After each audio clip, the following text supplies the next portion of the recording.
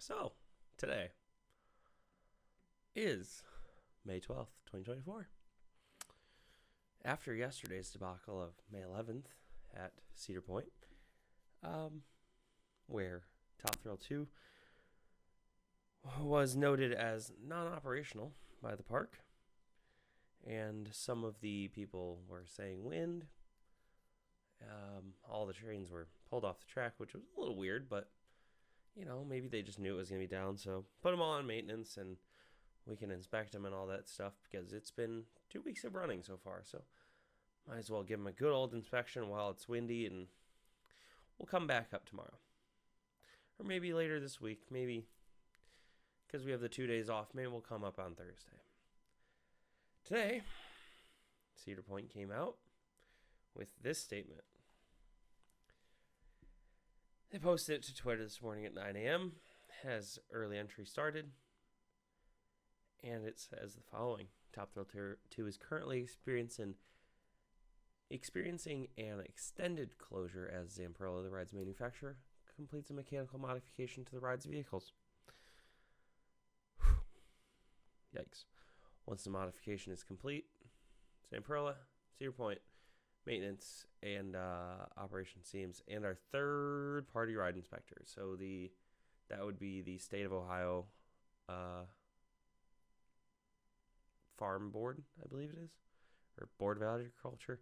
It's under a weird place because Ohio will conduct a thorough review before approving both the modification and reopening the ride. So it sounds big enough that they're going to have to get recertified. So the state of Ohio, because of this, is technically pulling the certification, I believe, because of the ride vehicles being modified enough to deem it necessary that they are going to be essentially new vehicles or significantly modified enough that it's not just a different wheel compound. They can't confirm an opening date, but they will update at cedarpoint.com. They're disappointed, blah, blah, blah. All right. So they want to get it open as soon as possible and as safely as possible. Let's talk about this. So, as I said, this modification is clearly more than just a wheel being dead, or Zamperla saying, hey, maybe we should run a different wheel compound, and having to emergency ship out some new wheel compound. Maybe like a harder urethane or a nylon wheel or something like that. It's not that, unfortunately, because that would be within normal things. Like wheels don't, even though wheels can break, see Steel Vengeance. I have pieces of the wheels in my basement. They're small, but they come off and they don't have a whole ton of energy behind them. Not enough to hurt anybody, at least. And that queue is completely covered. You're not going to have an issue with that, even if it was that. Now, another thing I heard about the wheels is they might be cracking. The actual disc of the wheel might be cracking. That would be a larger problem. I saw some people complaining about how much it vibrates. It has a little bit of a rattle, but like, it's not, I don't know. But the possible theory that I have, here's where we're going to get into it. Maybe it's that the trains are actually too light. The Lightning trains were sold as, hey, these are really light trains and they're not going to break your track and they're not going to be too heavy. We can launch them and all that stuff. Maybe they have to, unfortunately, add a couple 100 pounds to these trains to get them to be more stable, better planted on the track, and to make them more reliable at getting up and over the top hat.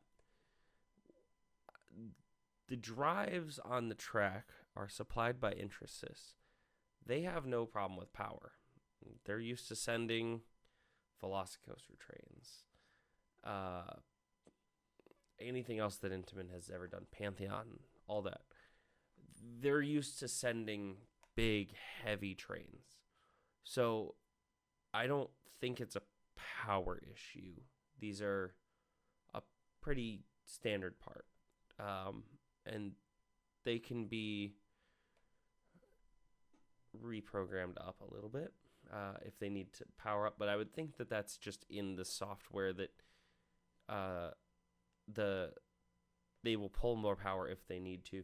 So I don't know if there will necessarily need to be much reprogramming. I think the ride will, if they add a couple 100 pounds and they add it lower down, which would be good for, I think it would be good for rider comfort if they do add a couple 100 pounds low down on the train, because it will cause that shuffle that a lot of people are saying it has, especially towards the back end of the train.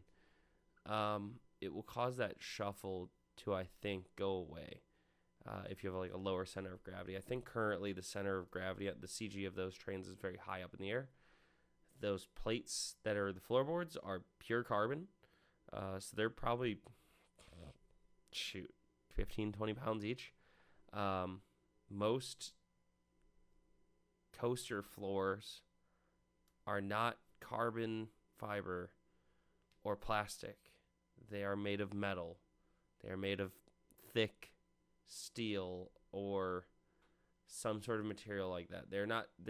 And these are just grip tape covered sheets of carbon fiber, and they're not very thick. They don't have to be because they're very strong. Like, you're not going to go through them, and they're not going to degrade over time, which is great. But usually those floors are probably a couple 100 pounds total. On this ride, I'd say we're probably in the neighborhood of 100 to 110 pounds total for all the floor tubs of this entire train. The nose cone is also made of carbon. The wing on the back is carbon fiber. It's all very light. And so you're putting people, which we weigh a lot of weight. People are big sacks of water. We weigh a lot of weight. And you're putting a couple tons up higher than it used to be. And so I think you're getting a vibration that is amplified. So I'm hoping they just add weight to the bottom of the train or something like that to try to lower that CG. Maybe 100, 120 pounds a car. Hopefully that works out. But the other way to lower the center of gravity would be to lower the seats. And this, to me, is the worst option, but is possibly more likely to happen. That Zamperla manufactures a bunch of new seats, gets a bunch of CNC machines going, pays a lot of money, and makes physically shorter seats with the post on the bottom of the seat. Instead of being, let's say, they're probably currently 18 inches, they drop them 6 inches to 12 inches. And, like, when I was sitting on it, I'm a tall guy. I'm like 6'2". I'm a tall guy, but my feet were flat on the floor, but my legs were very straight. Like, my hips were very straight out. Maybe even pointed a little down to do that. Like, we might be able to drop these seats 4 to 6 inches before it starts becoming a little uncomfortable. And honestly, it would make the trains look a little sleeker, in my opinion, if they did do that. So that would be kind of cool. Hopefully what happens is, if it is this theory of the seats getting lowered, hopefully Zamperla ships out like the first two. They can start running it with just those first two, see where the forces are at, test, figure out what's going on, add more seats as we go. Once they get a full train, maybe open on one train, do the full testing with a full train of the shorter seats. Prove to the state of Ohio that we're good to go, and then hopefully the state of Ohio can give them an advanced timeline kind of thing. I don't know if this is possible or not, but basically as we get seats in, we put them in, start running on one train. As soon as we get the second train ready, maybe we only have to run 50 cycles. I don't know. I don't know how it works exactly with the test-in period, but maybe if it's literally a seat design change, if Cedar Point can prove, hey, this seat design works, we have already tested these trains' chassis and know that they're safe, and we've already tested these seats, can we just modify these other two trains now? So maybe they bring them up, one train, and do it staggered like that. Run it with one train for whatever it is, 2 weeks or whatever, as they get more seats in. Get the third train ready after another 2 weeks, so it would be like a month-long process after getting that first train operational to getting all three trains running again. This doesn't look great. We're gonna go with that. This isn't a great look, but I understand that Cedar Point wants this ride up. General public wants this ride up, and enthusiasts like me and you really want to ride this ride some more. I personally have 5 rides. Tell me in the comments how many rides you got so far with original, as we're going to call it now, opening Top Thrill 2. There's going to be so many different versions of this ride I'm feeling already. Even if it doesn't get turned down this year, if it gets turned down next year, we're going to be like, oh, well, I rode opening day Top Thrill 2. Oh, I rode post ride fix TT2, but opening year. And then if it gets turned down next year, we'll have, well, I rode turned down Top Thrill 2. There's going to be so many different versions of this ride. It's going to be fun. Let's just make a good time out of it. It is what it is. We can only do so much. And honestly, we're here for a good time. Roller coasters don't have to exist. So let's be happy with what we can. Be nice to the ride operators. They can't do anything about this. Be nice to anybody that works at the park. It's not their fault. And honestly, if you somehow see people from Zamperla at the park, be nice to them as well. They have built an amazing ride experience, and I really want to see them do well. Personally, you might not want to. You might love Intamin, but let's root for the coaster industry as a whole. I think if everybody's doing good in the coaster industry, we have competition, and everybody moves to better rides. Let's be honest, if Zamperla wouldn't have built this the way they did, I think that there wouldn't be as much innovation as there is coming in a couple years. I think Zamperla proving, as long as these trains don't have to use metal floors and all that, I think Zamperla proving that they can use carbon fiber is a huge thing. I think this whole billet aluminum chassis is a great idea. It saves on maintenance. It really is. I've taken a look at them pretty closely. They're very nice chassis, and I honestly think they are super, super nice. Way better than any Intamin chassis out there. Just build and design wise. I have an engineering degree.